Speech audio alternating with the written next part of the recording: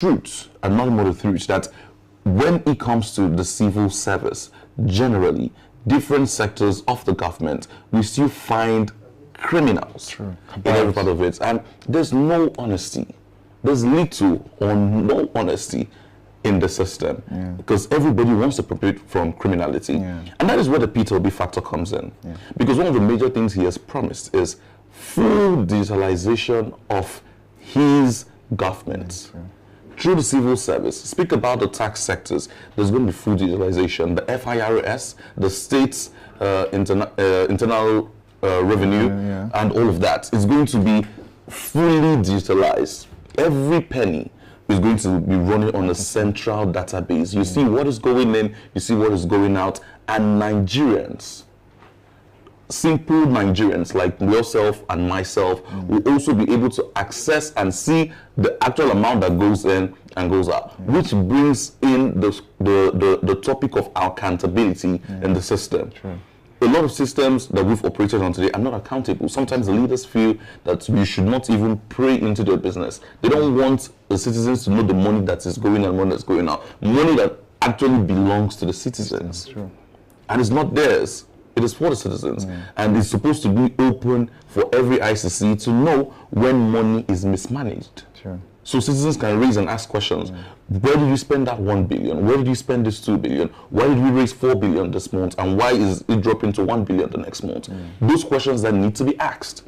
So that is one thing that the P2B factor is going to do for us. Bring in a situation where we will be able to have a balance of having honesty, integrity, and most especially efficiency. They need to be efficient. Let's speak about the people who are lazy to do their work.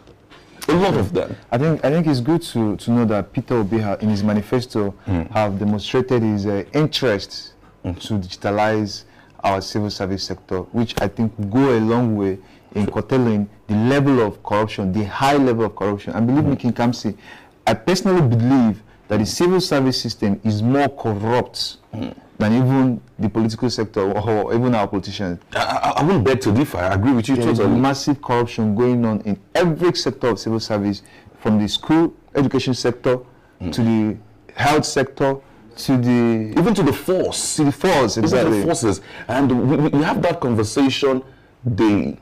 Efficiency is one of, or lack of efficiency rather, is one of the biggest problems we have in the civil service sector. You go to meet the police to report a case, and they tell you you have to pay a particular amount for investigation to begin. Where in the world does that happen? This is what we are looking for P2B to come in and change. Let citizens let them have access to their rights as much as they should. And not coming to give them stories and hula balloons and hulups of why they cannot access what should be their rights originally. Let me give you an example. I can remember years back while I was still in school, when we were running I think it's called a clearance, when you're trying to get into your admission and all of that. You're trying to do clearance. You just got admission newly into the school, and you want to. You get to the admin block. That's the administrative block, where they have the office for the clearance, where you go through. You don't have to submit all of your portfolios and all those documents that they need to get you to open a file for you. That's what's called opening a file. And when you get there, everybody's relaxed. Nobody wants to talk to you till you're ready to pay a token. Nobody wants to address and do their job till you're ready to pay a token. And that's why you have even young students who are just coming into the school are already faced. So it has become a generational problem. And the young people who watch these older people do it will end up doing it to the next person.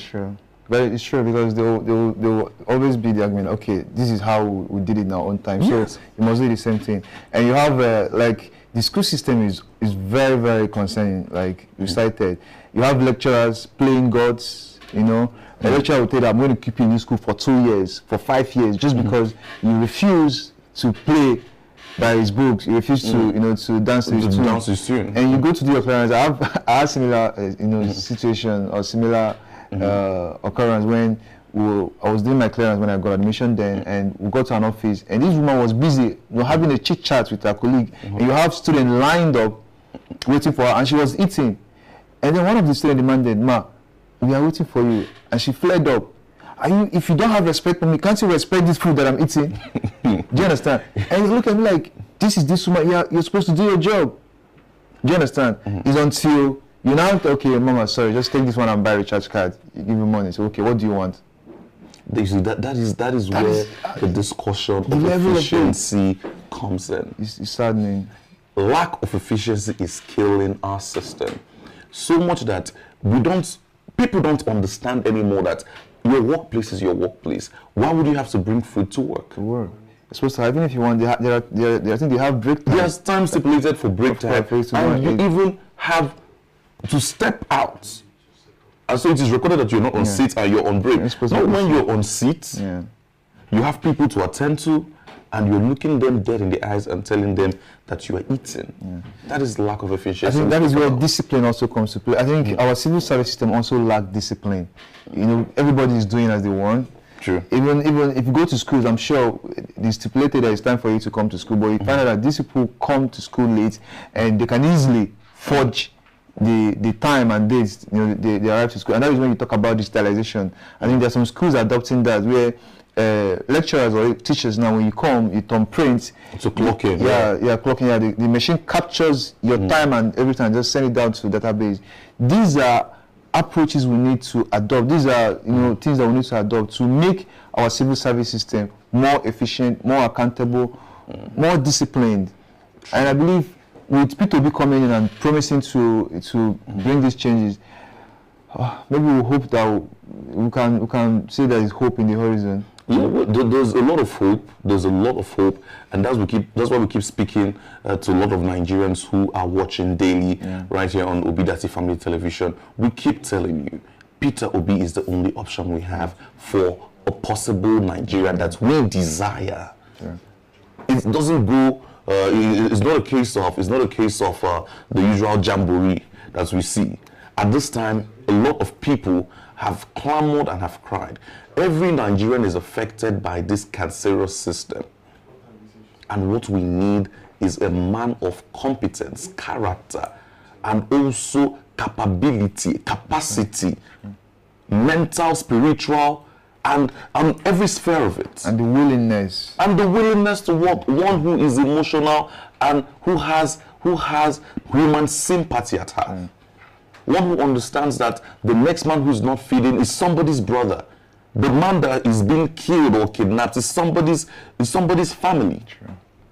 And that is why we're clamoring to Nigerians out there. This is just 23 days. That is 3 weeks and 2 days. To the election. Step out from your comfort zone. Go and get that PVC. Talk to that person. Convince that person. That person who is you trying to balablu, make him understand that he cannot go there. There is a lot at stake for Nigeria right now. This election represents one of the most critical times in the history of our democracy. True. There is a point where we have to understand. I heard somebody saying that a particular say from one of the ladies who, Najat Mohammed, who moved from the APC to the PDP, saying it's a case of Nigerians going to choose between the devil and the blue sea.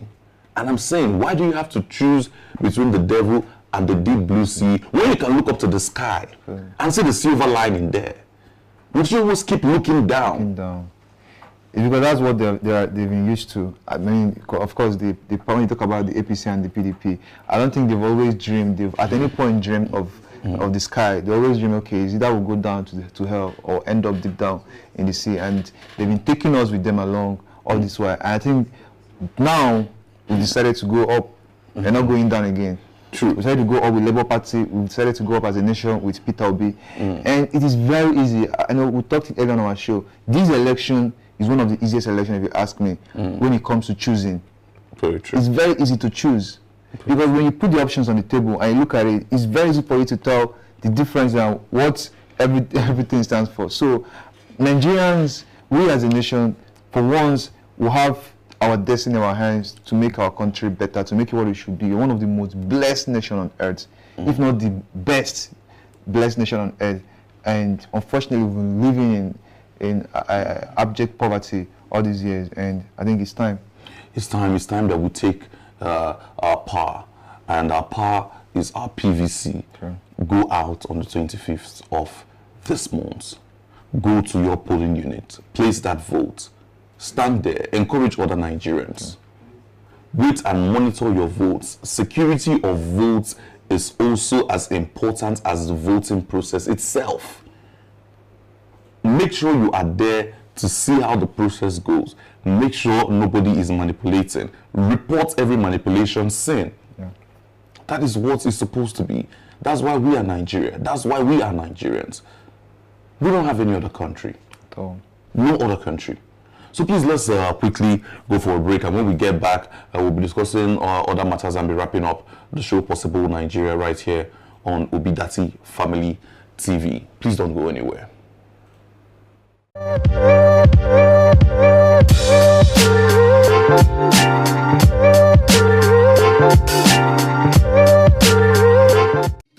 Labour Party, Labour Party, Labour Party. Labour Party, LP, can you get a vote? Labour Party, Labour Party, LP, can you get a vote? Labour Party, Labour Party, Labour say, Mama Papa na mwa, Labour Party, Mama Papa na mwa, Labour say, Mama Papa na mwa, Labour Party. Mama Papa na mwa, Nyere Labour Party.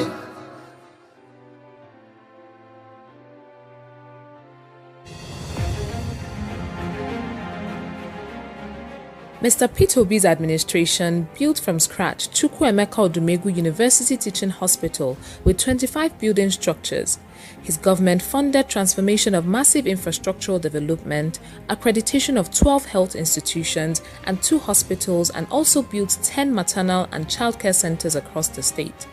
He is the first governor to purchase medical equipment worth over 135 million naira and 50 ambulances for the health sector in Anambra State, which remain functional till today. He built an equipment. Okay, thank you and welcome back to Obidati Family Television. The program is The Possible Nigeria, and it's been Kamsi and Troops. Yep. Right here, dissecting and looking into matters as it concerns every Nigerian who is out there today. So, Troops, I think on this note, it's time we just, wrap up the conversation. Yeah, sure. And of course, it's all about, we've been talking about the civil service system in Nigeria and how to make it better, how to make sure that we'll have a credible civil service system where you have accountability, efficiency, honesty, discipline, because we used to, all this while, a very, if I should use the word, decayed civil service system where you have very serious case of corruption. You know, these workers, you know, they go about discharging their duty without caring. With negligence. With negligence, of course, and feeling that, okay, they can do anything they want, nobody's going to hold them accountable, they're not going to go in for it. But with P2B coming in and especially adopting technology, digitalizing civil service, we have hope of having a very efficient civil service system going forward, and we can't wait for that. I think on that note... Yes, on that note, that's our final words on The Possible Nigeria for today. Tomorrow we're going to be here same time, and we'll still be dissecting matters from the manifesto as it concerns Nigerians like yourself, myself, his self, and every other self. Ourselves. Please, if you're one of those who own a support group or work with a support group that is pushing and spreading the word of the Peter Obi and Datsi Baba Ahmed's ambition to Nigerians out there, please, we want to speak with you. All you need to do is just reach out to us on all of our social media platforms, on Facebook, YouTube, Twitter, Instagram. Reach out to us as Obidati Family TV, and we'll be there to take you on and bring you up here so we can speak with you. And also make sure to subscribe on our YouTube and subscribe on all of our pages and follow us as well. And you can also reach out to us on WhatsApp on number out there showing on the screen right now. So while you're reaching out to us, tell us what you're doing for Mr. Peter Obi. And we're going to bring you up here. Our principal, Mr. Peter Obi, and his running mate, Dati Yusuf Baba Ahmed, wants to speak with you and hear what you're doing for the ambition that they have to liberate Nigeria from the decayed and messed up system that it's in at the moment. So thank you so much for tuning on this edition, until we meet again. Bye bye.